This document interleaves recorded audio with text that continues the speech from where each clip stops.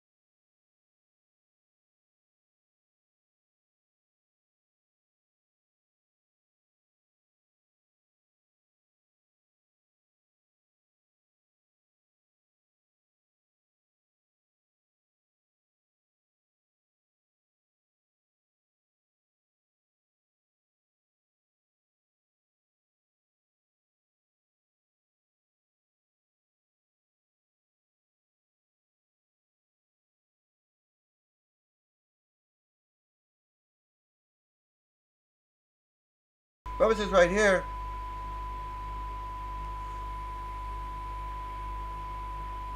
that in order for there to be the perfect society, the state which wants to eradicate corruption by majority may introduce the principles of religion in the following manner. 1. Compulsory fasting days in a month. 2. There must be compulsory marriage of young boys and girls attaining 24 years of age and 16. So he's saying there must be compulsory marriage of girls aged 16 and boys aged 24.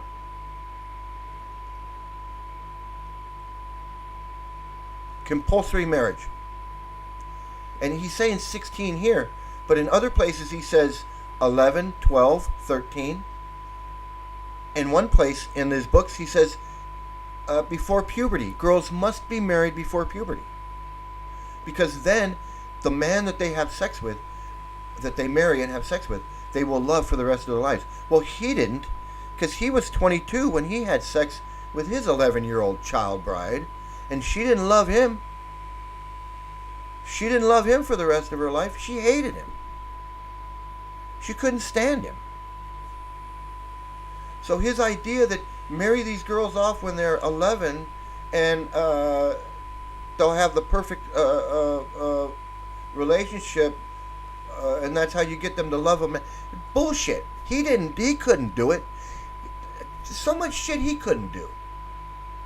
But he expected everyone else to do it. Well, fuck him.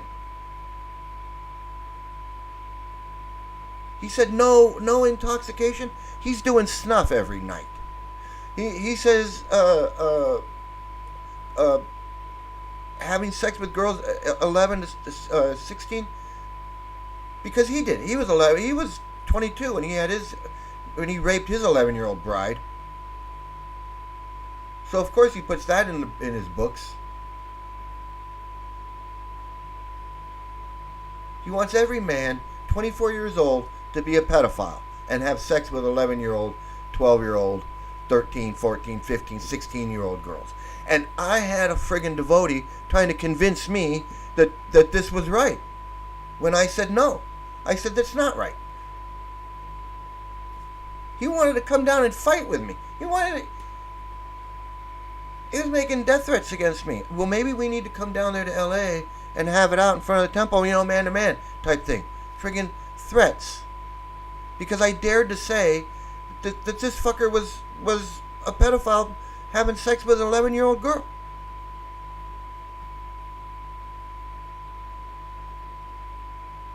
These friggin' Krishnas are fucking sick.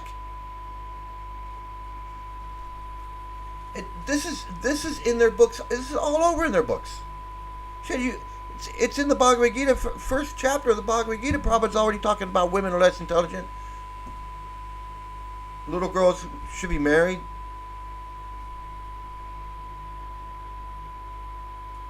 They don't want to talk about that. They don't want to talk about how child marriage is part of this friggin' religion, up, down, sideways, backwards, and forwards. Not until the girls come out and grown women are coming out and saying, yeah, I was married at 13. I was raped at 13. By some grown man who took the 11-year-old, took the 13-year-old girl behind the friggin' stage at the festival, at the Krishna festival, fucking Krishna festival. And this guy's a kirtan leader. He takes her behind the stage, rapes her, leaves her there, and goes back and gets back up on stage. These guys have no shame. No shame. A grown man can rape a young girl at their festival, behind the stage, on a dirt road, and then go right back and get up on stage. Because why? Why did he feel like that? What made him think that he could do that? Not only was it okay to rape this little girl, she was 13. She wasn't even a woman. She was 13. And he rapes her and then goes back up and gets up on stage and starts chanting Hare Krishna? What the fuck, man? And you think this is an isolated incident? That this isn't, that this should not, you think that's the only girl he raped?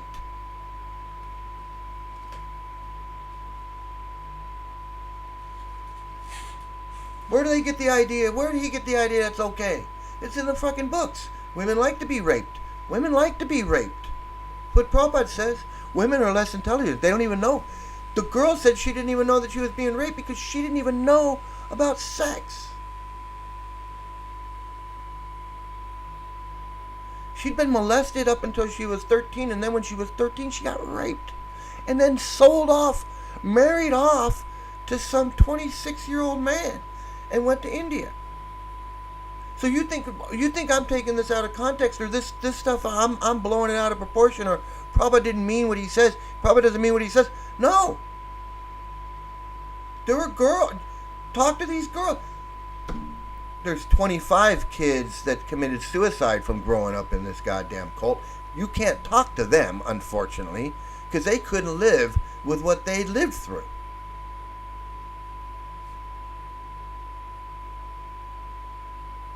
But if you find some that are still alive, go talk to them. They'll be glad to tell you their trauma. Shit, there were 3 kids that just, grown kids that just killed themselves last year.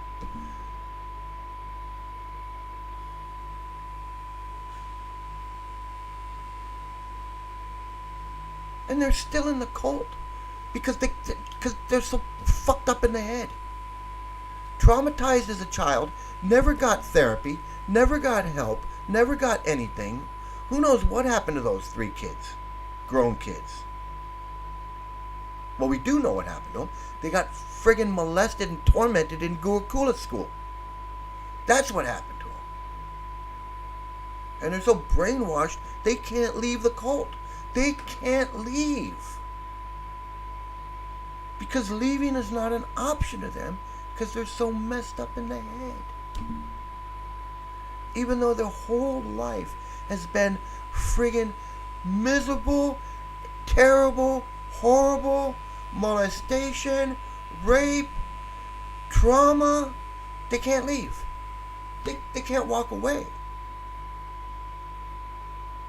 Because their friends are in it. Their parents are in it. They don't know anything else. They are so fucked up, they don't know anything else. And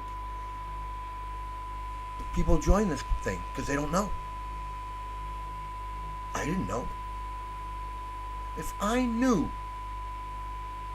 about the kids and what they'd been through before I joined, I would have ran as fast as I could from that place. But I had to join it to find out, and then hear the lies, and hear the stuff of, well, it's in the books, and it's these bad people. These bad people come into the movement and then do bad things. No. The cult creates bad people. It takes normal people like me, who's a normal person. I didn't believe all this crap. And then I'm in there, and it starts to seep into this idea that, well, maybe women are less intelligent. Maybe black people are. Maybe all this crap. It's like, I'm not believing this shit. I had to draw the line at certain things. But, I mean, there's so much crap. You're bombarded with it. We didn't land on the moon.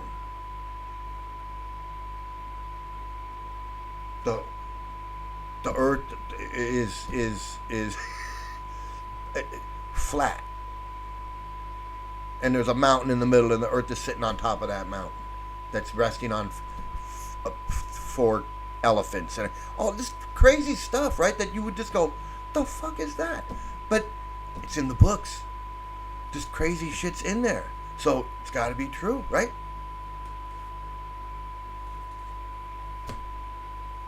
If you're a strong person, you didn't grow up with it, you have a chance of getting out. Even though you're brainwashed, you're manipulated, you can come to your senses. You can go, what the hell is that?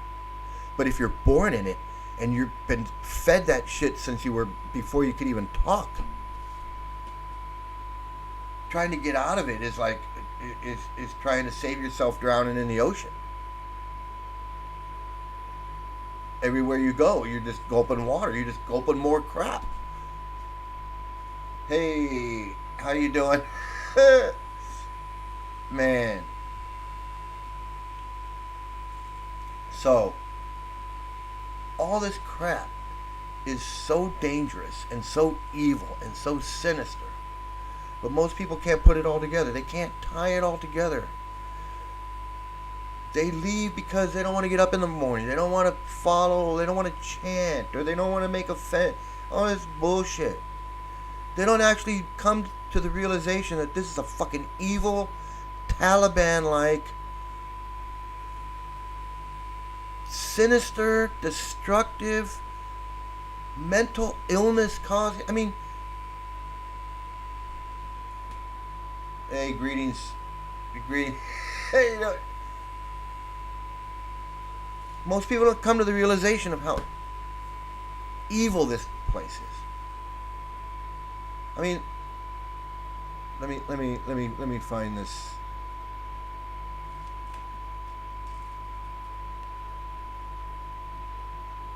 Hey, this guy. Okay, so this guy was gone when I came around, but this guy, Bhagavan Das. Okay, this guy was one of the original 11 gurus, and he fell from sannyas. He married a woman and abandoned ISKCON. He abandoned ISKCON, but he didn't really abandon it. He just left. He didn't say, "Hey, it's full of shit." He just said, "You know, I don't want to deal with it anymore." But now he still, to this day, he still says that, you know, you can't criticize Prabhupada, even to this day. Even though he left with a woman. Now, how if all this chanting and all this bullshit is real, and it's all this stuff is real, how does he become a guru? Spend all this time with Prabhupada, do all this chanting, all this service, open these temples, do all this stuff, make all this money, blah blah blah blah blah, and then fall down? I mean, how does he fall down? Because if you can do all that and fall down, why do it? What's the point? He fell down, so he's back to square one. So what good was all of that? What good was all of that? If he just falls down and he marries a woman and he runs off with money. He ran off with money. He didn't just marry a woman and ran off. He ran off with a woman and money. This guy was one of the biggest friggin' frauds ever to walk the planet. And he bails. But he doesn't really bail because he's back. He's like, he's still Bhagavan Das. And he still criticizes people that criticize ISKCON. And he criticizes them and calls them meat eaters. No, yeah.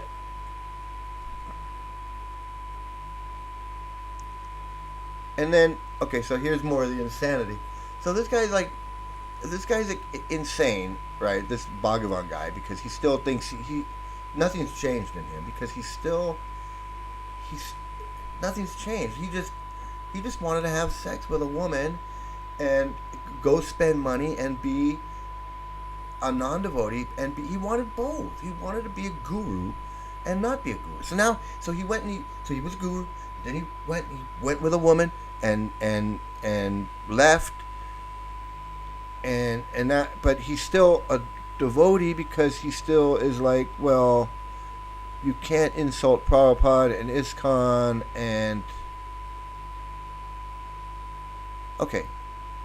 Now, so the guy criticizing him in the yellow here, he's another Hare Krishna nut. He's the guy who used to dress up in a sari and dress up like a woman and chant, because when Prabhupada said that the gopis, these 11-year-old girls, these little 11-year-old girls, were the best devotees ever, then this guy who runs this page, him and his 3 buddies decided they were going to dress up like little girls in saris and gopi dots, and they were going to sit there and read and chant and be gopis. That's how friggin' insane this cult is. And so then the leader, not realizing the friggin' Frankenstein monster he had created, had to say, no, you can't do that. That's wrong. I don't know why it's wrong, because Chaitanya Mahaprabhu, their guy, he used to dress up like a gopi and chant and do all this. See, none of it makes any sense. That's the insanity of it. But so here's another one. So this Rameshwar, he's another one of these gurus, another one of the 11, just like the other guy, and here he is with these little girls. Because little girls, man. It's all about the little girls. So here's an actual picture of him with the little girls. And he actually got caught with this underage girl. He was sneaking around with this underage girl and taking her out on these like dates or whatever they were called. And so some of his disciples busted him. But did the disciples bust him and just go, you know what, this is a bunch of bullshit? No. They said, oh, he's a bad guy, but everything else is still good. Which makes no sense, right? Like when I figured out these guys are full of shit, the guys that I was hanging out with and everything, I just said, this whole thing is full of shit. But you gotta be able to connect the dots, because the cult wants you to believe that no, Rameshwar is the bad guy. Rameshwar was a normal guy. Rameshwar was a normal guy before he joined the Hare Krishnas. He was a normal guy. He had a job, or he was in school. He was going to college, whatever. He was pretty much a normal guy. And then he joined the cult. He joined the Hare Krishnas. That's when he shaved his head. That's when he put on these stupid robes. That's when he started hanging around with young girls. That's when he started believing in all these friggin' mythology, weird-ass stories, and weird philosophy that black people belong in the jungles. And he didn't believe all that shit before. It was the cult. It was Prabhupada and his teachings that taught him that Hitler was a gentleman, and that Martin Luther King was a failure, and that civil rights was a failure. Because now, when you look around, all you see are black people raping and being drunks and crime and rioting. That's what Prabhupada thought. That's why Prabhupada wrote the letter to Satsvarup and said, the stuff that I say in private, you don't want to say that, because what I say about the Negroes in private, you don't want to repeat that in public.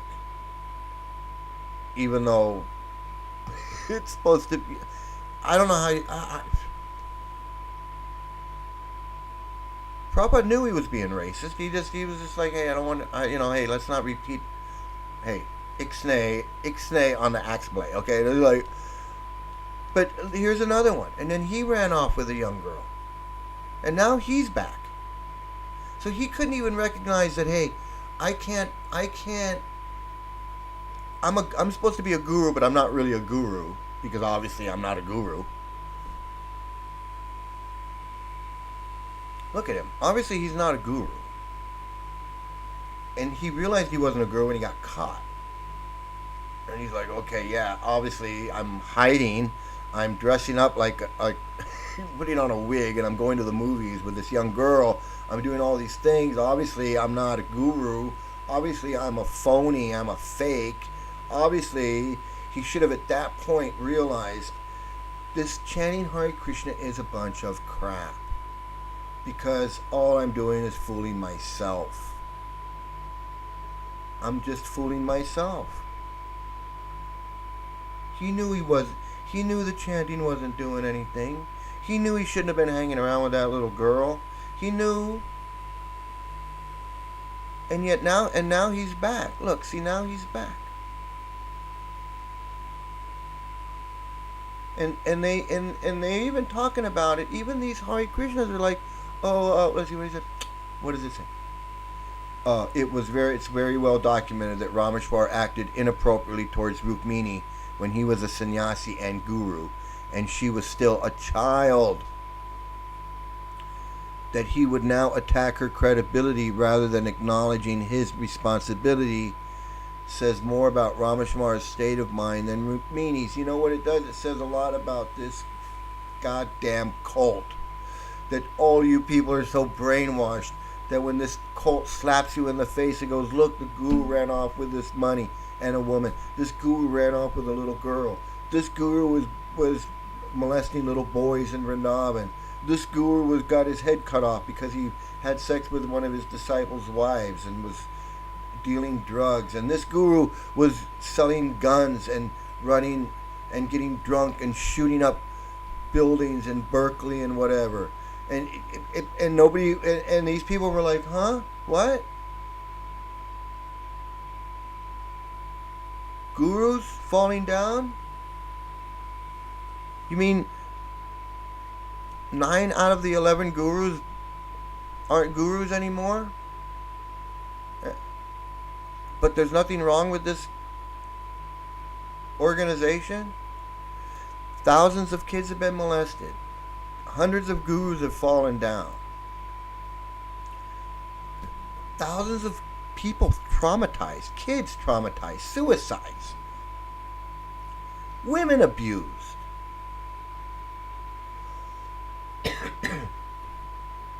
All of this stuff, and people are like, what? What?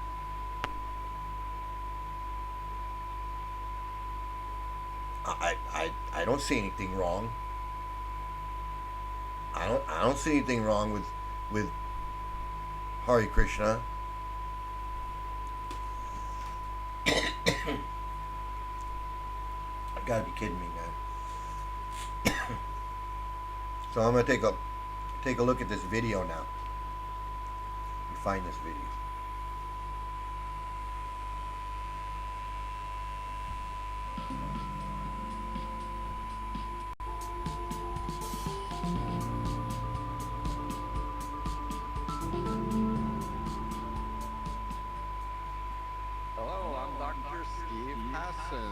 With another episode of my podcast renamed as Cult Conversations, The Influence Continuum with Dr. Steve Hassan. I have an old friend with me and colleague, Stephen J. Gelberg, lives out in the Bay Area. And Steve and I go back a number of years. Just going to read a little of your bio, Steve. You have a new book coming out that we're going to get to in a second. But you are a writer, an independent scholar, living in the San Francisco Bay Area, and you were recruited or got involved with the Hare Krishna or ISKCON organization from ages 18 to 35. And to name the dates, it's 1970 to 1987, where you were the movement's chief liaison to the international academic community. You were doing PR, I guess. And its director for interreligious affairs. And in '83, Grove Press published a volume of in-depth interviews, Hare Krishna, 5 distinguished scholars on the Krishna movement in the West. During those years, you lectured at colleges, universities, and now you've been, since exiting, learning a lot, writing critically about the Krishnas, and have been published in a number of academic books and journals. And you also went to Harvard Divinity School, where you got a master's degree in 1990.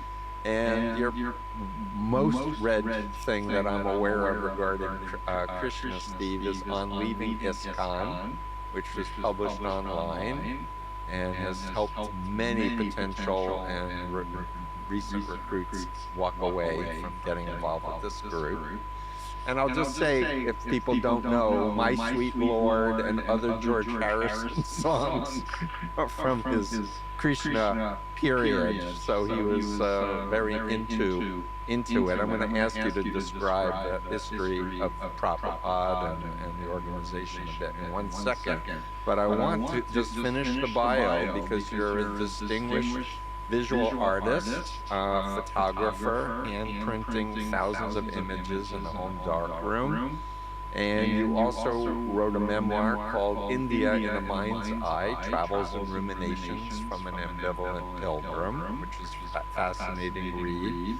And your new book that's coming out is very interesting, dealing with psychedelic mysticism. I've had a number of guests on, Steve, about psychedelics and such, as well as mysticism. The new book that's coming out is called Tuning In, Experiencing Music in Psychedelic States. And that will be published by an academic press, the State University of New York Press. So with that, Steve Gelberg, welcome to the Influence Continuum, my friend. Thank you very much. Good to be here. Yeah. So let's start with, for my audience that really doesn't know anything about the Hare Krishna movement except seeing some people in Airplane or Woody Allen movies or George Harrison, tell us about ISKCON. Well, I'll be brief. The Krishna movement really has receded from the public eye in recent decades. Back decades ago, let's say well into the 80s perhaps, Hare Krishna was a household word or term because there had been a lot of popular media depictions, usually of a comical nature, of those bald-headed, orange-robed, banging drums, dancing in the streets, playing cymbals and playing selling drums. flowers and other Right, things. so there was a very simplistic public image of the Krishnas, but behind it is a history. I mean, what we call Hinduism is extremely complex. And there are, just like as in Christianity, you have many denominations and even major divisions like Catholicism and Protestantism. Sure. Same with Hinduism. And within Hinduism, you have monist traditions in which the idea is, you are God or you merge into God. And then you have devotional traditions, which are more comparable to Christianity or Judaism, where there's me and there's God, and I worship God and I pray for salvation, or the word in Hinduism more commonly is liberation. So the Krishna movement comes from that devotional tradition focused on Krishna. There are Hindus that worship Shiva, and there are Hindus that worship the mother goddess, Durga.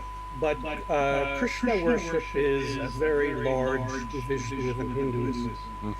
So the founder of the Hare Krishna movement was a monk in that tradition, and his guru, way back in the 30s, had told him, go to the West and spread these teachings. And then finally in 1966, Swami Bhaktivedanta. Okay. I just have to say that, again, these guys, a lot of these guys, they want to give Prabhupada too much credit, and they want to treat him as if he was basically a good guy or whatever, and the movement kind of turned into a cult and went off the rails or whatever. And I don't really know what his point of view, this guy's point of view is. But he's going to spend some time here kind of whitewashing Prabhupada's history. Prabhupada was a fraud. The whole sampradaya, this whole idea that there's a chain of people going back. I mean, it's not real. I don't care what, there is no, there's no Krishna with a flute, and he plays the flute, and the sound goes into the ear of the four-headed guy. And then he spoke to Narada. And Narada floats around in the outer space, and he chants Narayan. And then he meets people, and then he spoke that to Vyasadeva. And then Vyasadeva wrote it down, or Ganesh wrote it down, and Vyasadeva wrote all these books. And then he spoke to Madhvacharya, and then Madhvacharya's disciple was some other Yamunacharya, I don't know. And goes down, all the way to Prabhupada. You're going to believe that? You want to believe that there's some... First of all, there was no Vyasadeva. Okay, so that's one thing. Can we get that straight? There was no Vyasadeva. So, that's like saying there was a Jonah, and he was in the whale for 3 days. And his Jonah's son, and then his son had a son, and his son had a son, and then that guy lives next door. And he goes, yeah, my great granddaughter was Jonah in the whale. I mean, come on. Prabhupada was a fraud. Bhakti Siddhanta was a fraud. They were Hindus, and they were brought up into Hindus, and whatever they believe, that's fine. I'm not saying you can't be a Hindu. I'm saying Prabhupada's guru is Bhakti Vinod Thakur and Bhakti Siddhanta. These guys were like cult guys. They wanted to be worshipped as like God, as like the savior of the world, and they passed that shit down to Prabhupada, who passed it on to these 11 guys, who passing it on down to all these other people who think that one day they're going to rise to this point where they're going to be so advanced in their thinking, so mystically, spiritually profound, that they're going to be whatever, on another level, another stage of love of Godhead and some crap. I basically can't stand hearing these people talk about Prabhupada like he was just some guy, like he was the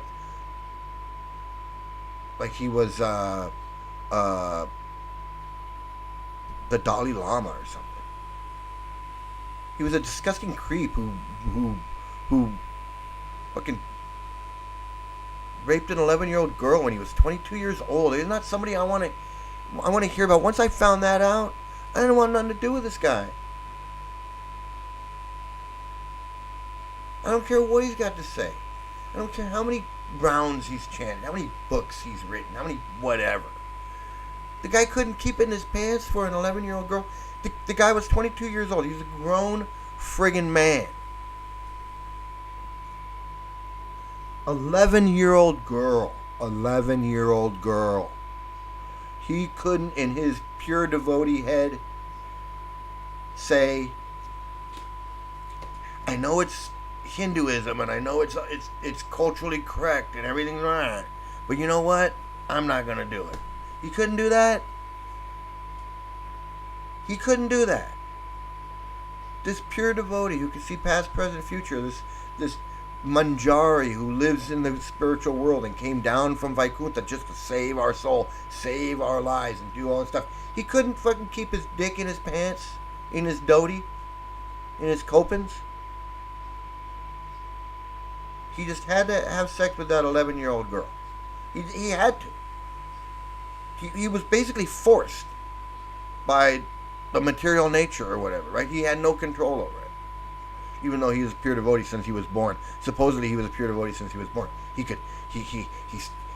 built a Rath Yatra cart and he pulled it when he was 5 years old. Ooh. Like what little Indian kid didn't build a Rath Yatra cart and pull it around? Like that's some big deal. It's friggin' cold. They act like Prabhupada was some like he was a friggin' pedophile, man. What the fuck? 11 years old. I Like, here. Sailed from India to New York, and he had very little with him. He didn't have institutional backing. It's a sort of legendary story of coming with a few dollars. Legendary story that coming from a few dollars. You know what? If you see this cult for what it is, you go, you know what? Who cares he came over on a boat with a few dollars?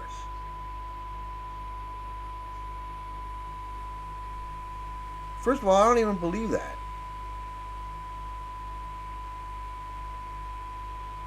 I don't believe that. I don't believe that shit. He had a sponsor. They sponsored him.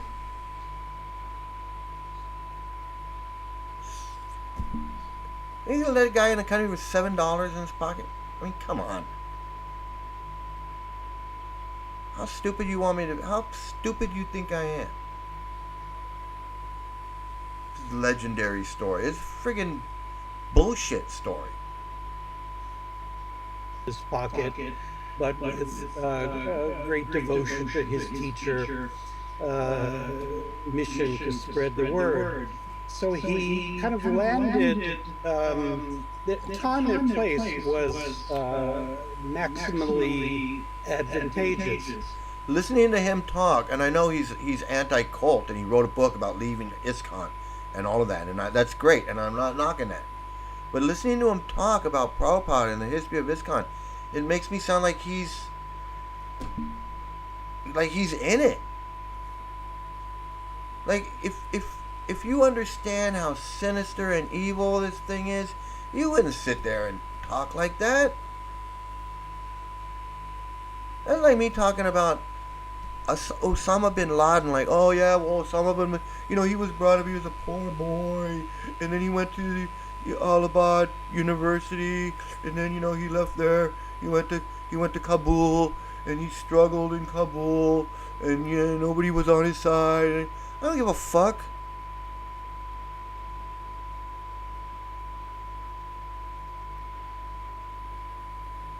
I don't give a fuck. Somebody asked me about, I'd say, yeah, Prabhupada was a friggin', this Hindu, thought he was friggin' all that, raised in a Hindu family. He met a fucking cult leader when he was in college. Cult leader convinced him to drop out of college and be a Hare Krishna, which he did. And through reading of his guru's books and this other crap, he became deluded and thought he was the friggin' the next coming of God. This pure devotee, I'm this thing, I'm all that. So he started writing books, started trying to be something. Failed. Next thing you know, he hops on a ship, he comes over to the United States. So what? Like, who cares? Like, do I care what L. Ron Hubbard did before he started Dianetics? The fuck do I give a shit?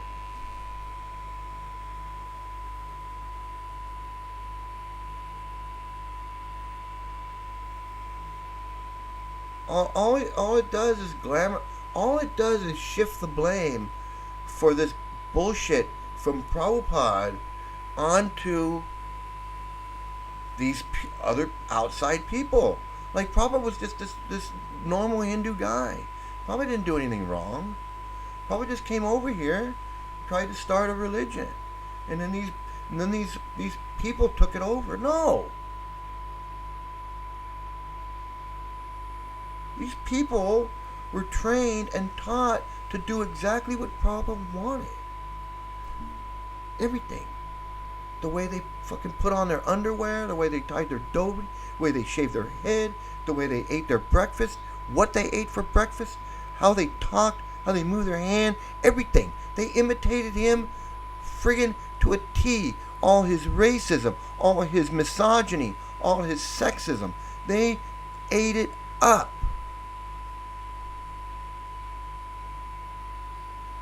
They loved it. They love that feeling of, I'm better than everybody else. I'm the spiritually advanced. I'm on a spiritual path. I'm right here with my guru and blah blah blah blah. Give him too much credit and put the blame on those people. Why? Why? If he had come in the 50s or the 70s, it's possible nobody would have paid attention, but he came smack dab in the beginning of the flowering of the hippie counterculture, where a lot of young people, and that's my generation, were primed for interest in self-realization, enlightenment. A lot of us were experimenting with psychedelics, mainly LSD back in those days. These days it's more psilocybin and other things.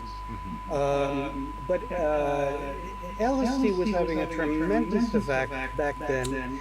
And what it tended to do is provide most people who tried it a very cosmic, transcendent, ineffable, impossible to describe experience. And so that led many people into an active interest in Eastern religions, because you had many bridges being built between the psychedelic culture and Eastern religions. You had Ram Dass very prominently, Richard Alpert, who had been the associate of Timothy Leary, Right, and he So I don't know what this has to do with. I don't know. I don't know what this has to do with Hare Krishna. I mean, yeah, drugs, but I mean, so many cults have been started, from Mormonism to Jehovah's Witness to Seventh Day Adventists, which is kind of a cult. They're culty. The Moonies, Waco, Heaven's Gate, Jonestown. I mean, there's thousands of them. Children of God, and this, and the commune, and that, and yeah, people take drugs. People do drugs. People smoke cigarettes.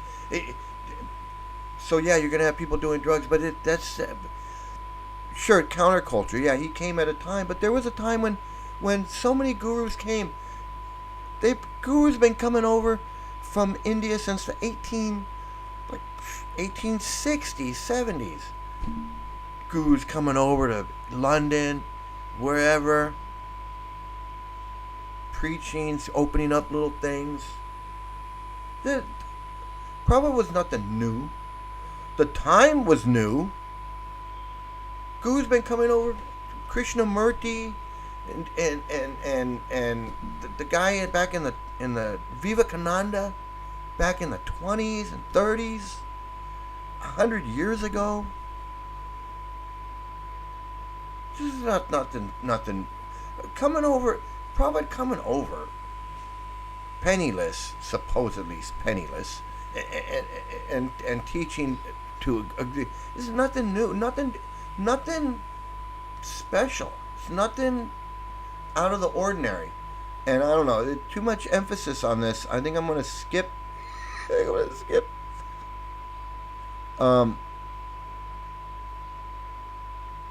That's a lot. So let's see what he's got. Let's see what else he's got. And that's when I started meeting ex-Krishna people and learning stuff like Prabhupada thought women had smaller brains than men and therefore were not as intelligent, or the sun was closer to the earth than the moon, right, and other things that were because the Krishna odd. movement is rooted in a very traditional and culturally conservative form of Hinduism, you find concepts in the Krishna movement that are rather objectionable to a modern progressive or even not so progressive mentality, viewing women as lesser than men, and all kinds of strange ideas. So the anti-cult movement began to shine a light. Okay, now pedophilia and women are less intelligent and blacks belong in the jungles, those are not strange beliefs. Those are extremist beliefs. Okay, those are extremist and very dangerous beliefs. Okay, child marriage is a very dangerous philosophy. It's very evil and dangerous philosophy. It goes against everything that we stand as a civilized society. The UN charters have denounced child marriage. Unfortunately, there are many places where child marriage is still allowed. In the United States and in many countries, child marriage is still allowed, and there are many movements to eradicate child marriage because it still exists.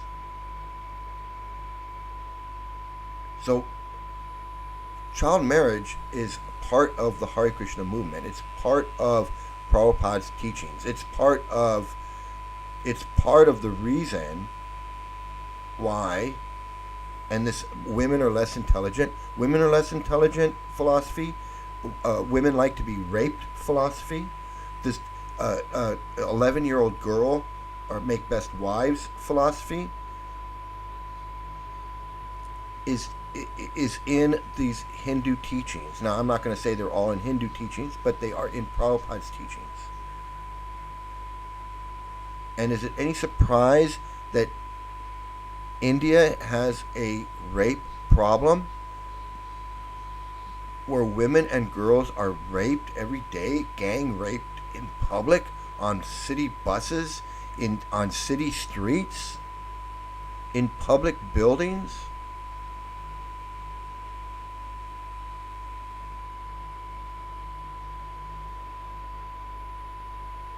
You have a philosophy, you have teachings, you have people spreading, you have these Hare Krishnas out there spreading these books where these teachings are full of not strange beliefs, these are dangerous beliefs.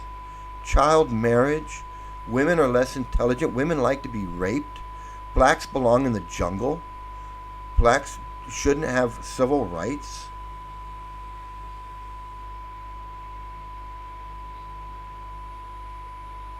These are strange beliefs. This is outright dangerous, extremist, racist, sexist, anti-humanity.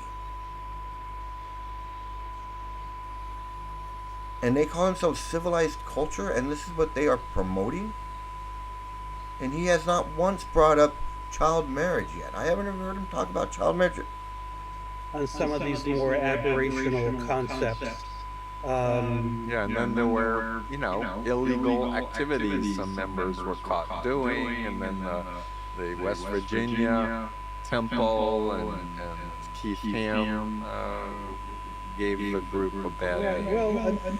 Gave the group a bad name. People were murdered in West Virginia. Solochan was murdered in Los Angeles by people from West Virginia. Talking about gave it a bad name.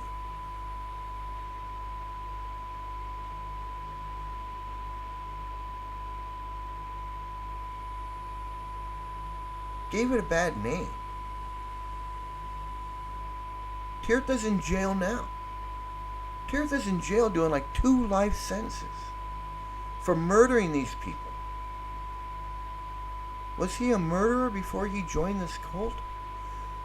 I don't know. But I don't know. I don't think he was. But he joined this cult and decided that there's a lot of history there. But he joined this cult. Tirtha joined this cult and decided that it was right to go murder these people for Krishna, for his guru.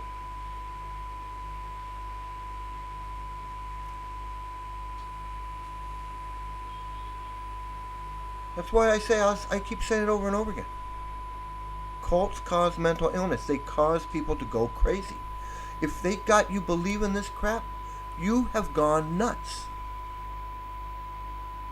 Now, going nuts, you don't have to stay nuts. You can come back to reality. You can come back. You weren't like this before you joined. You weren't believing in friggin' needles floating and xenus and atomic weapons you can shoot with your brain and four-headed guys growing out of a flower on the stomach of the four-armed guy who's laying on a snake. That's his brother. While his wife massages his feet on an ocean of his own sweat. I mean, you've got to be out of your mind.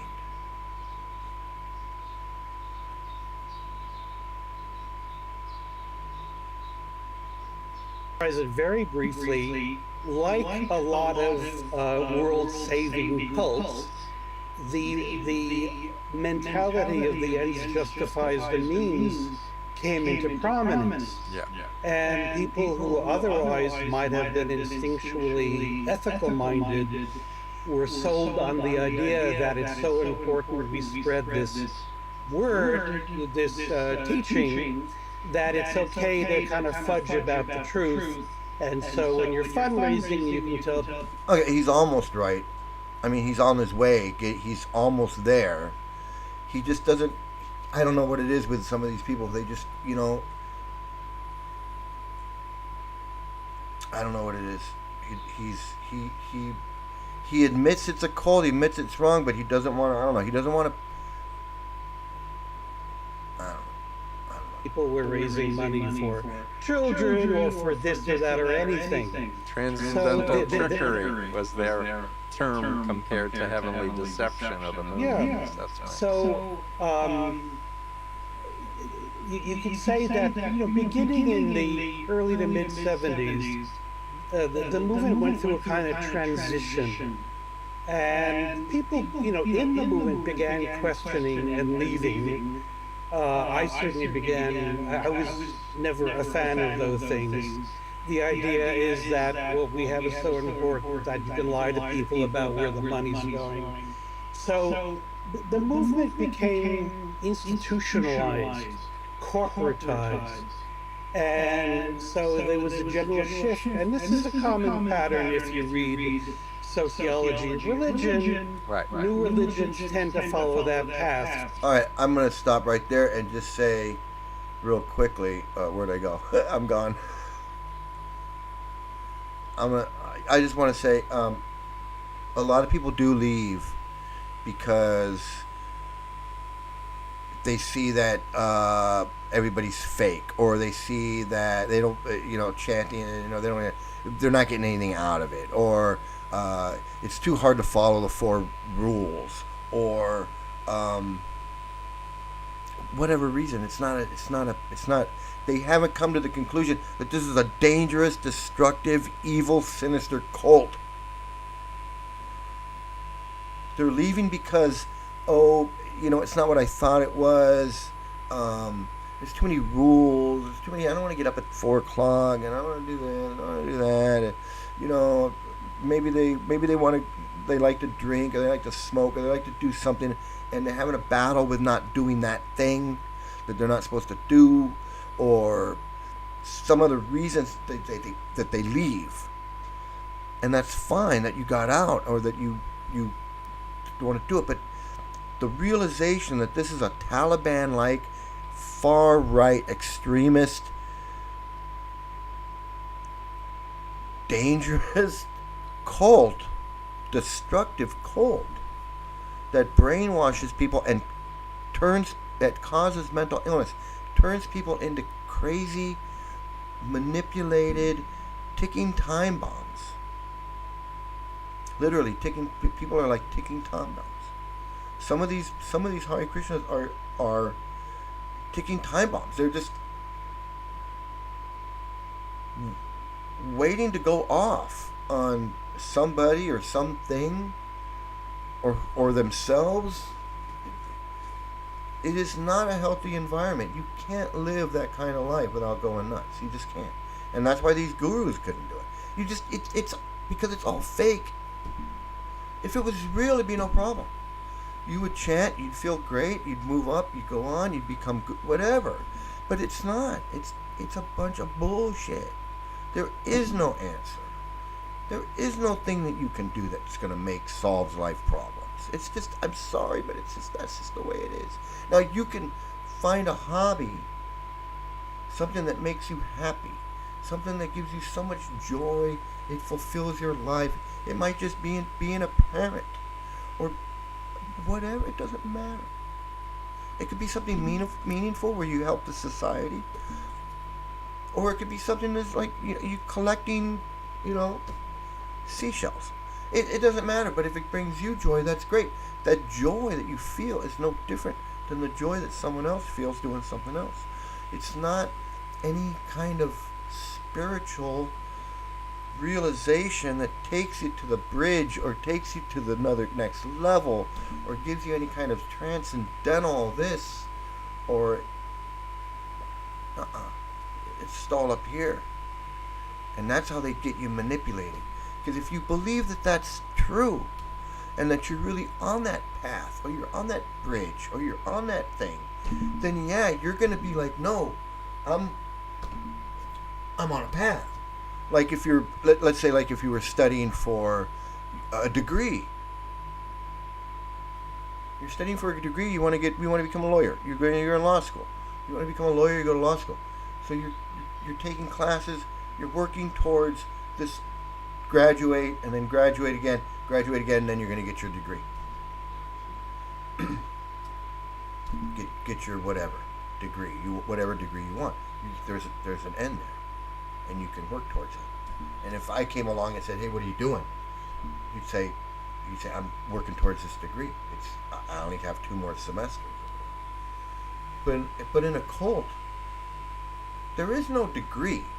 There is no end result. It's a constant. You're like on a treadmill. You're not going anywhere.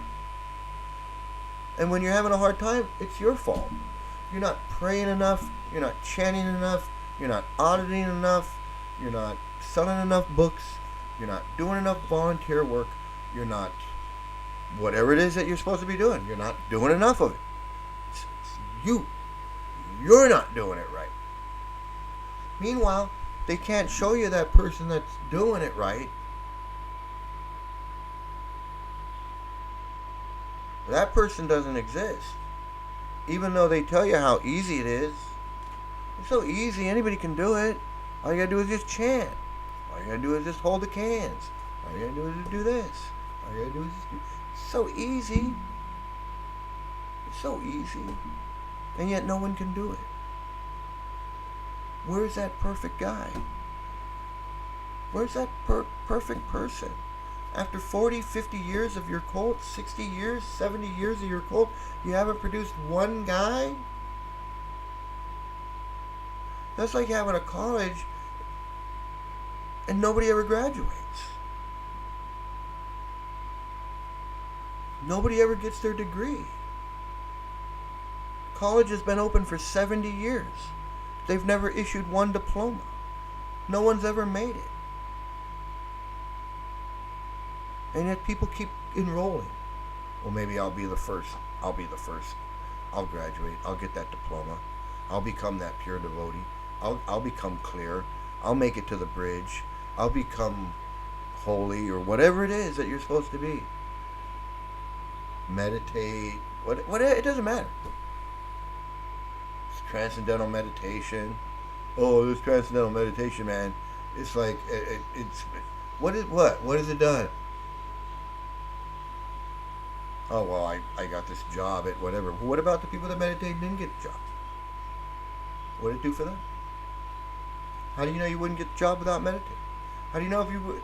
It makes no sense. You can't show me one person that's ever achieved the goal of whatever the cult that they are in. Not one. Not even the Dalai Lama. The Dalai Lama still has to follow the rules in order to maintain his Dalai Lama-ness.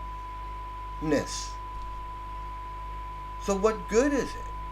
If at any moment you can slip up and fall down, why? See? It doesn't make sense. It's mental It's a mental trap, mental prison. It's like you're stuck in this mental wheel of like a hamster, like a hamster in a wheel. From being very sort of pure-minded and idealistic to becoming much more instrumentalist in their motives. We need to make money now to grow the movement, so we'll do what we need to do to make money. So there was a gradual, corporatization, institutionalization, sociologists say, of the movement. Again, it sounds like he wants to say that these outside people that came in ruined it. Like they commercialized it, they corporized it, they businessized it, marketized it, whatever it is, eyes, they this to it. They did exactly what Prabhupada wanted. Prabhupada did all this. Prabhupada incorporated ISKCON. He picked out the name, he got the corporation papers, he made the organization, he put people in charge of it who he was in charge, the founder, he was the founder, Acharya. Prabhupada did all that. Prabhupada incorporated it. Prabhupada's the one who started the Bhaktivedanta Book Trust to make money and fund the temples and build temples and buy up property. It was Prabhupada's idea.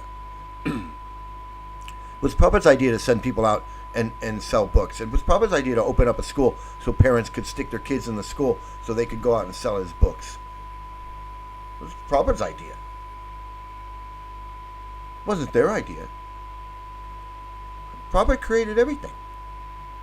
And he told them how to do it. He instructed them personally, in person. You do this. Watch me how I'm doing this, and you do it just like me. That he says that all throughout his books.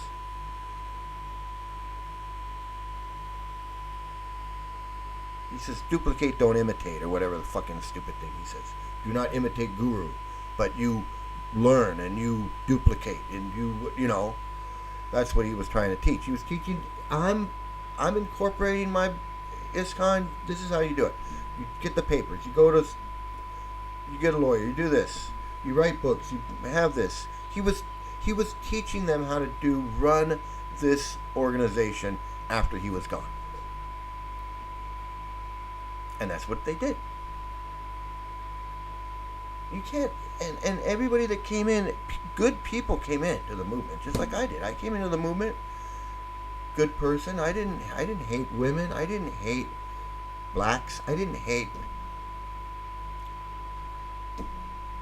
Jews. I didn't love Hitler and call him a gentleman. So many weird things. I mean, I didn't believe in four-headed guys growing on a flower.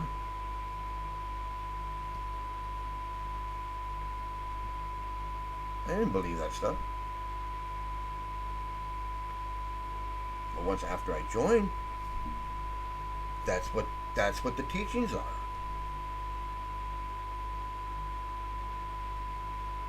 I mean, when the Guru says that blacks should have stayed in the jungles and should not have never been brought to America, I mean that can only mean one thing. I mean, it is what it is. It is what it says. I mean, the proof is in the pudding. I mean, he's saying it right there. Blacks should never have come out of the jungle. They should not have been given freedom, civil rights. Now they cause disturbance. It is what it is.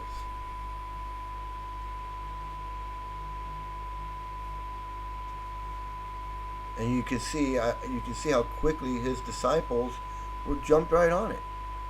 Oh yeah, look, there these when he says animals, he means the black people. He means the Negroes in Detroit. Oh, the Negroes in Detroit, we should capture them. Papa says we should capture the Negroes in Detroit.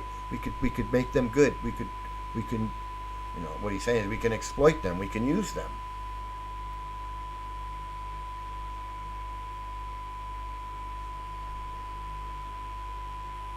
And his disciples were right there with him. Oh yeah, we'll get them. The black people, yeah, The Negroes.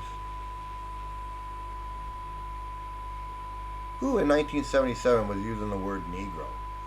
Nobody. Nobody was using the word Negro in 1977, except Prabhupada and his disciples, because they were Negroes. They didn't deserve to be called anything else. They were third-class citizens. He says, first-class Rolls-Royce car, but who's sitting in it? Third-class Negro. So what he's saying is, they don't even deserve, the Negroes are third class, they don't even deserve to sit in a Rolls-Royce car. That's how friggin' white supremacist Prabhupada was. Prabhupada didn't even want to see black people sitting in a nice car. Otherwise, why would he make that statement? Why would Prabhupada say that? He's teaching this racism to his disciples. He's teaching it to his disciples. They're talking about black people exactly the way Prabhupada's talking about black people. Is this guy's gonna sit there and talk about how, oh, they turned this, they turned it into a commercial, they commercialized it and corporatized it? Bullshit. Prabhupada did all that. Prabhupada created the Bhaktivedanta Book Trust so he could make money from his books and have the money go into a separate fund, like a bank. Bhaktivedanta Book Trust became Bhaktivedanta First National Bank. That's what it was. He's making so much money. He had so many people out there selling his books, hustling people for books, making so much money from those books. Bhaktivedanta Book Trust became a bank. It was loaning money out. Prabhupada was loaning money out so he could open temples, buy a castle in France, buy a mansion in Mexico, buy a friggin' island in whatever, buy whatever. Friggin'. Meanwhile, the kids are starving, being molested and beaten. He didn't give a shit about the kids. He didn't give a shit about the women, domestic violence. He said, hey, if your wife is a problem, you slap her around a little bit. It's okay. It's all right. And his disciples ate it up. Narayan ate it up. His Narayan was beating up all the women he came in contact with. That's how this shit works. You got a guru who they, every word he says, they eat it up like it's friggin' coming from God, coming from Krishna himself. And if Prabhupada says in his books that if your wife gets out of line, it's okay to maybe smack her around a little bit, then you got a fucking 100 Narayans running around beating up all the women they come in contact with because, well, hey, women are less intelligent, they like to be raped, and Prabhupada says you can smack them around. He says there's 3 things in life you can beat: a dog, a drum, and a woman. What the fuck? What more do you need?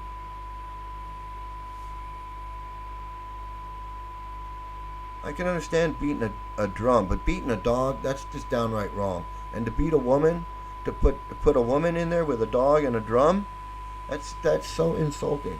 It's not only is it animal cruelty, but it's friggin' just, it's basically, just tell me you hate women without saying you hate women.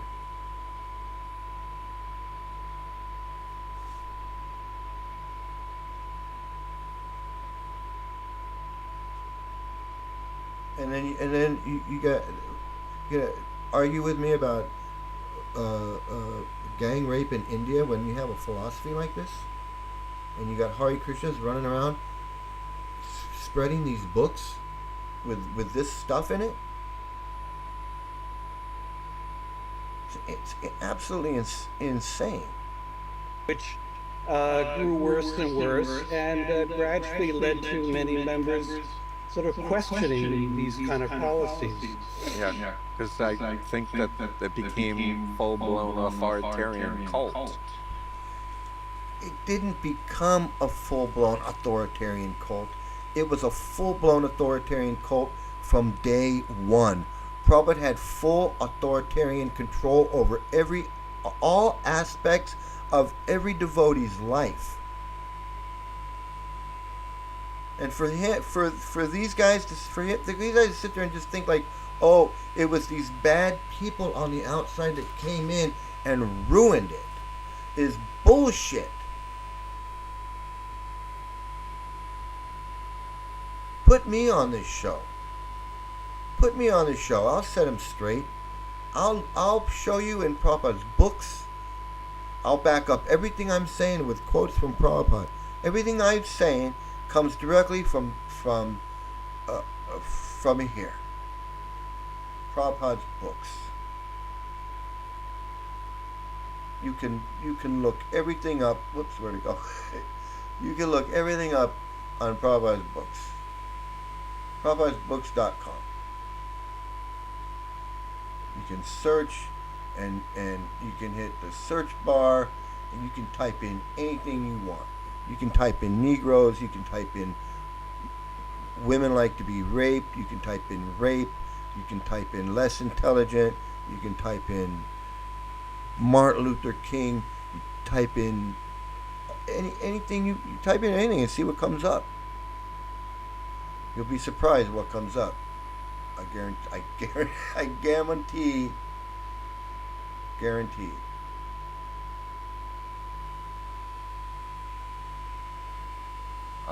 From my work with ex-members that I work with and such, and abuse of children. I remember meeting kids. Yes, so child abuse became an issue, which is something I left in '87, and I didn't begin to hear about that until not long before I left.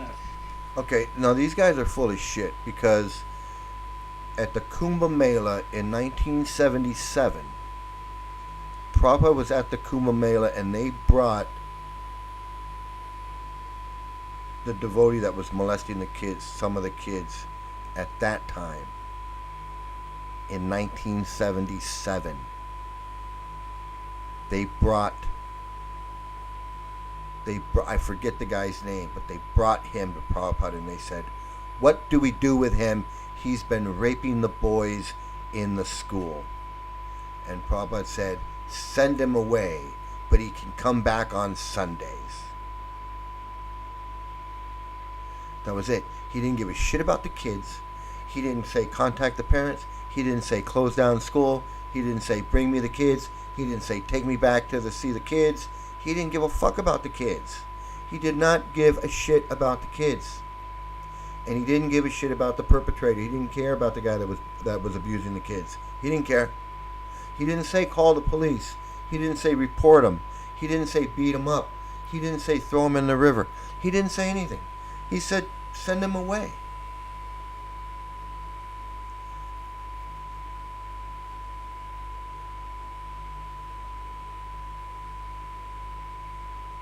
You guys are going to sit there and act like this guy was the head of PR or whatever he was in the movement from 1970 until 1987, and he's going to sit there and look right at the camera and look right at this guy and say with a straight face, I didn't know anything about child abuse until after I left.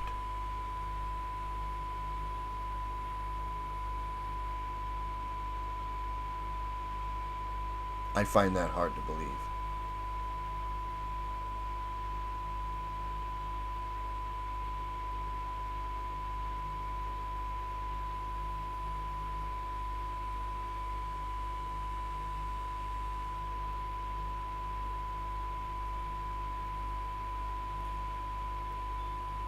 So a lot of bad things were happening behind the scenes that most members were not even aware of. Always the case. One of them being really bad child abuse, horrible, disgusting, horrific, psychological, physical. It was so horrible and terrific and psychological, but nobody knew about it. No one knew about it. No one knew about it. And no one's ever gone to jail for it.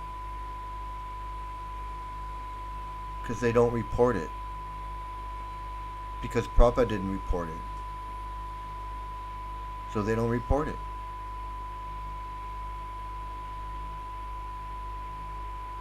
typical abuse of children. Right. So, let's. Uh, mm, what can you do?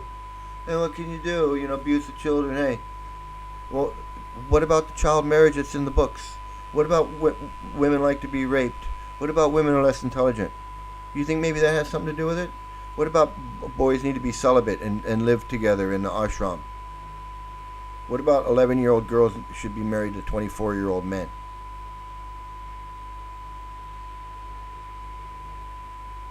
You want to talk about that? Oh well. Oh well. Children were horribly abused. They were? Horrible, traumatic abuse by hundreds of kids. Really?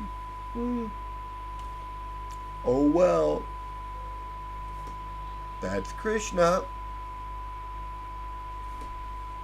Oh well. Lives destroyed. People committing suicide. Three grown men committed suicide last year because of the trauma that they had endured when they were children in the Krishnas, and they lifetime of trying to deal with it, and they couldn't take it anymore, and so 3 of them killed themselves last year. You know.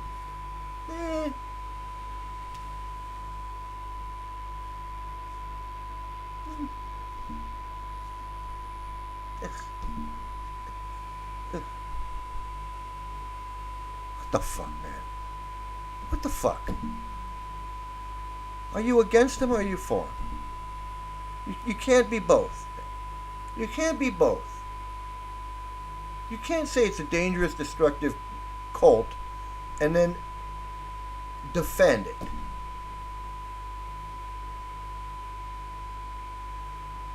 And it's not. Move on, and I'll just add, from my understanding, I'll just add this historical piece. He died and didn't designate a successor, and so there were a bunch of senior people who all fanned out claiming to be the real successor. Now, again, it doesn't matter, because they're all doing what he taught them to do. And they had this. They were right there with him, learning from him, chanting, doing all these things. If it was real, if the chanting and all this stuff was real, how could they go wrong? How could they go wrong? There's 11 of them. It'd be like 11 times the power. But instead, no, they were fucking freaks. Half of them ran off with money, women, underage girls, underage boys, guns, drugs, other people's wives.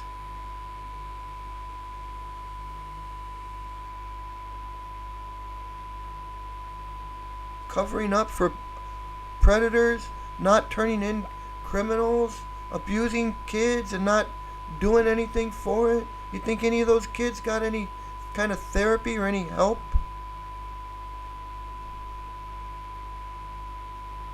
Seriously, man, these guys. I'm really disappointed with this video. Some of these guys were bad It's actors. a little different than that, in that he appeared to have appointed successors, but shortly thereafter, after he passed away, questions were raised about, was this literally an appointment? Who cares? This shit was going on when he was there. He taught them how to run everything. The teachings are still in the books. The child marriage is still in the books. The pedophilia is still in the books. The women like to be raped is in the books. That shit doesn't matter if he appointed them or not. Is that shit in his books? Is all that crap in his books? Did you take that shit out? Or is it still there? That's my question. Who gives a fuck if he appointed them or not? is that all that bullshit's still in the books.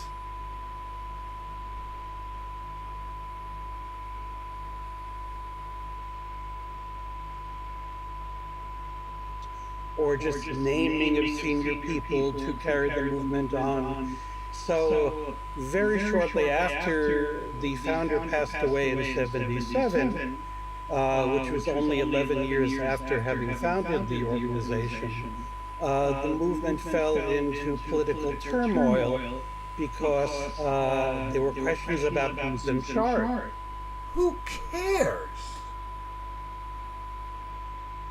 Fuck, man. These people lose the plot every time. I don't give a fuck if he appointed 11 successors or if they just took over. It doesn't matter. The teachings are still full of shit. The crap is still in there. The misogyny, the racism, the sexism, the women are less intelligent, the abused kids.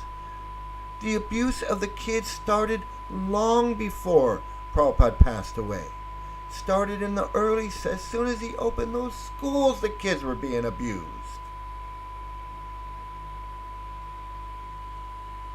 In Dallas, the kids were being abused. In Vrindavan, the kids were being abused. In New York, the kids were being abused. In New Vrindavan, the kids were being abused. This is such bullshit. And this guy's gonna sit there. I wrote a book about ISKCON and scandals and mind control and abuse, and you're gonna sit there and talk about how and place the blame on some imaginary people that you don't want to name, who these bad people that came in. Why don't you name who they are? Say who they are. Bhavananda, Kirtanananda, Hridayananda, Jayatirtha, Hamsaduda. You can't name these people?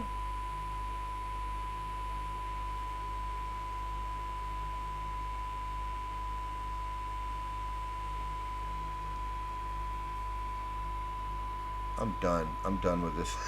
I can't take it anymore.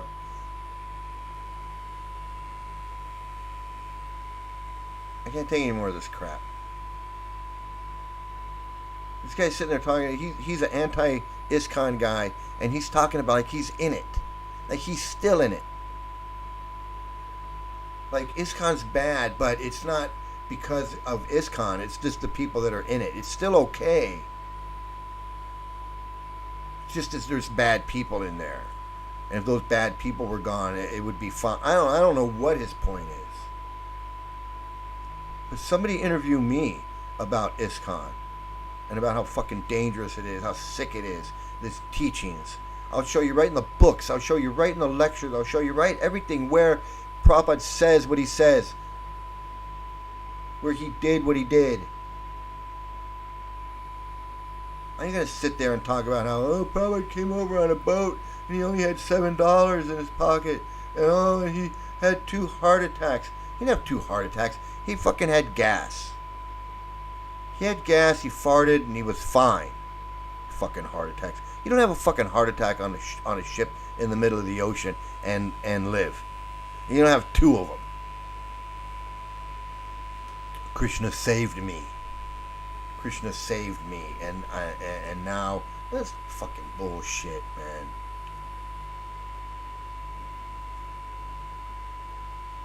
Where's the where's the evidence that he had 2 heart attacks on this boat?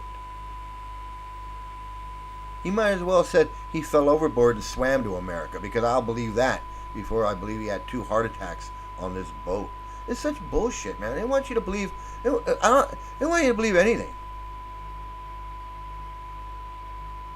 They don't want to talk about he was 22 years old when he had sex with that 11-year-old girl, though.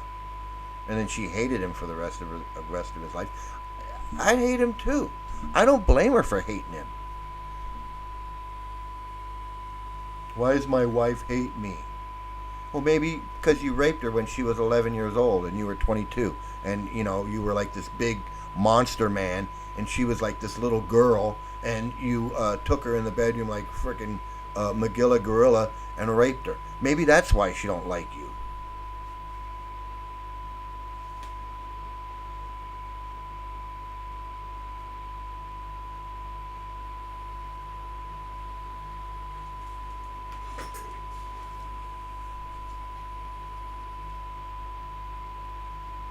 So let's recap. These gurus are still around. These gurus have no shame. Okay, these guys that he's talking about. Okay, these gurus that this guy's talking about. That Bhagavan guy that I showed you the picture of. He's still around.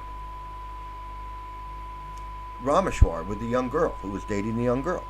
He's still around.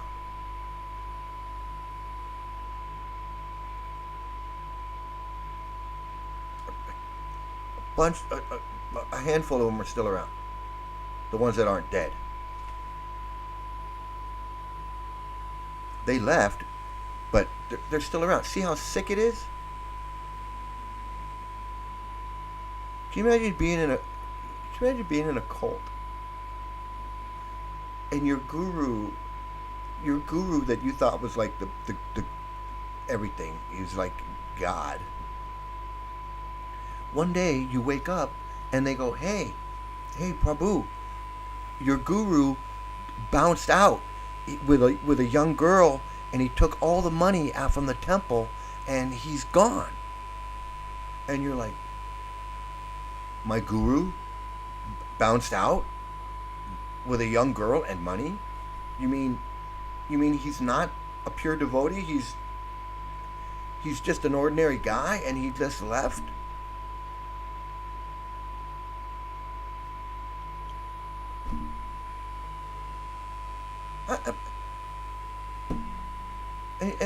And you go,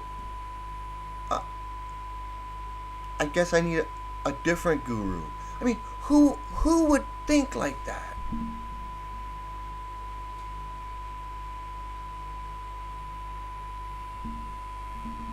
That's like going into buy a new car. You go into a car lot, and you put all your money on this new car. You drive it around the block, and it blows up. Just blows up into a million little pieces. And you go, I'm going to go back and buy another one.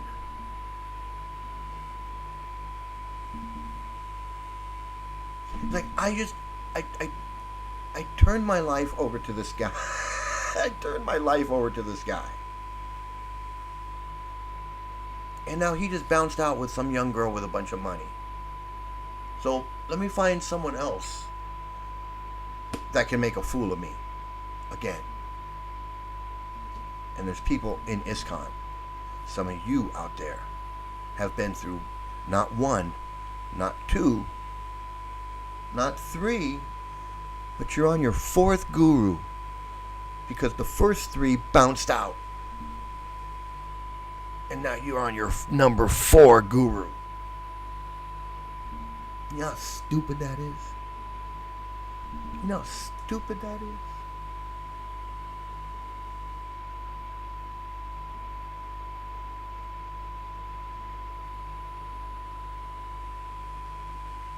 I'm in the temple. I've been a devotee for 10 years, and I walk in the temple and I see some guy sitting on the Vyasasana, and he giving a lecture, and he been in the temple about a month, and he's gonna sit there and read from the Bhagavad Gita, and he's gonna start preaching the Bhagavad Gita to me.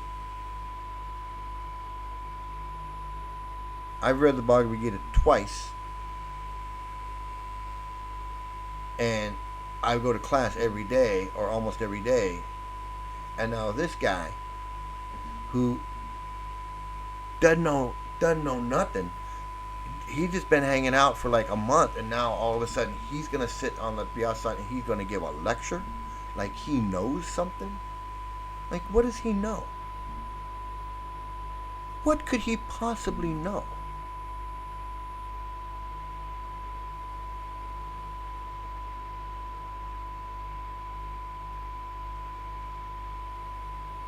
But that's it. It's all Emperor's New Clothes. All you gotta do is play the game. Act like you know. Act like you got it. And because there's nothing there to get. So all you gotta do is, it's really easy. Act like you know what you're talking about. Oh yeah, and then Balaram went and he ripped them out to the, oh, that's such devotional service. Oh my God, it makes me want to cry. My friend Radhakun, okay, I'm going to finish up with this about my friend Radhakun. And Radhakun was, when I was a Hare Krishna, and I was in the cult, and I was friends with this guy Radhakun, he was a scammer. All right, he was a scammer, but he was kind of a nice guy. He was kind of all right, but he was a scammer. He scammed me. He used to tell me how when he was in Vrindavan, when he was younger, when he first joined, and he ended up in Vrindavan, blah blah blah, and he would go and he would do this stuff. Oh, I would go to this spiritual place, right? This, like, I would go to where Krishna danced or whatever, and I would chant, but I would chant in such a way that it would be like over, like he was like super chanting, okay? Because he was in this holy spot, and then he was chanting in this, like, in this position of the ultimate chant position, and he's chanting on big beat, all this stuff. And then he would go to the Radhakun, and he'd get in the water, or the holy water, and it would be up to his neck, and he'd be chanting, and he's doing all this stuff. It's like super chanting, like super duper chanting. I'm not going to just get up at 4 o'clock. I'm going to get up at 3 o'clock, and I'm not going to chant 16 rounds. I'm going to chant 64 rounds, and I'm going to do it naked, or whatever the fuck. It was just like a super chant. All this super chanting that you've done and that you're doing or whatever, and you're still the same scamming, cigarette smoking, sex addicted, drug addicted guy you were before you joined. The only difference is that you're wearing a dhoti, you got a shaved head, you're putting tilak on, and you're walking around giving lectures and acting like you're this spiritual guy. But you're not. You're just acting like you are. You're just cosplaying. It's cosplay. Same thing with Yashodananda. Same thing with Yashodananda. Oh, he's Yashodananda. No, he's Yashodananda Swami. No, he's Yashodananda ex-Swami. What the fuck is an ex-Swami? You mean you couldn't be Swami anymore? So it doesn't work? Is that what you're telling me? It doesn't work, right? All the stuff that made you become a Swami doesn't work because you couldn't be a Swami. So now you're an ex-Swami.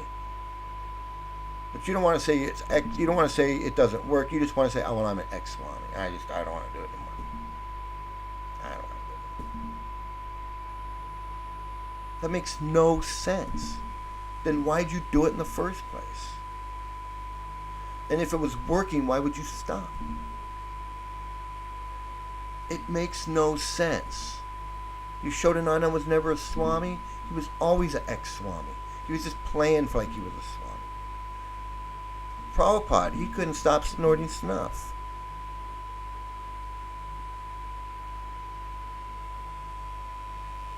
Prabhupada didn't even have the sense to turn in the child molester. He didn't even have the morals and ethics and just common sense that says this man violated these children in my school and I need to take care of those kids. Those kids are under my care. I'm responsible for those kids. No, Prabhupada's ego was too big. He said, fuck those kids. I don't give a shit about those kids. If anyone finds out that those kids were molested, it's going to ruin my reputation as a cult leader. It's going to ruin my reputation. It's going to ruin ISKCON.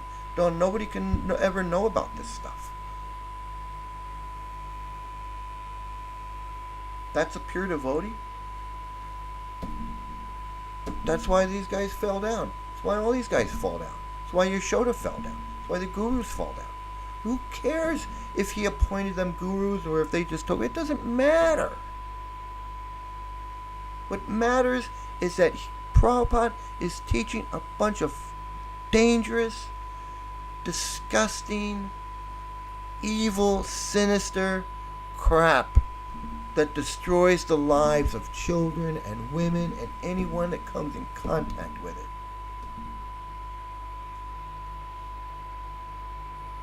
It needs to be stopped. Seriously, it needs to be stopped. And Stephen Hassan, you have me interview me. Interview me, because I'm not here. I'm not here to protect Prabhupada's image. I'm not here to protect ISKCON's reputation. I'm not here to protect extremist Hindu extremism like the Taliban. I'll tell it like it is. Have me come on your show. I'll tell it like it is. I'm not going to sit there and talk about how Prabhupada came over on a boat and he only had $7 in his pocket, and then he came at the right time in the 60s when the hippies were there, and then, in LSD, fuck that.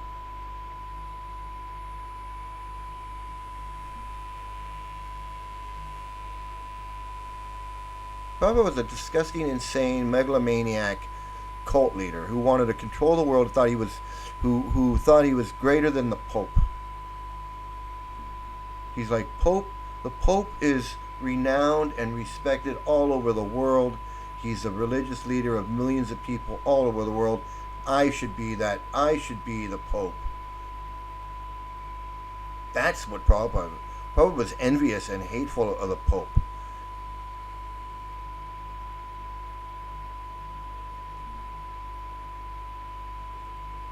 So, that's my show for today. Ding, class is over. I hope you got deprogrammed. I hope you wake up and get out of this friggin' cult. There's nothing good about it. If you want to chant or meditate, you don't need to be in a cult to do it. You can chant whatever you want. You can chant Hare Krishna. You can chant Gayatri mantra. You can chant Lakshmi mantra. You can chant whatever the fuck you want to chant. You don't have to be in a cult to do it. You don't have to friggin' read disgusting crap just to enjoy chanting or Indian music or Indian culture or whatever it is that you're enjoying. And you don't have to be in a cult to do it.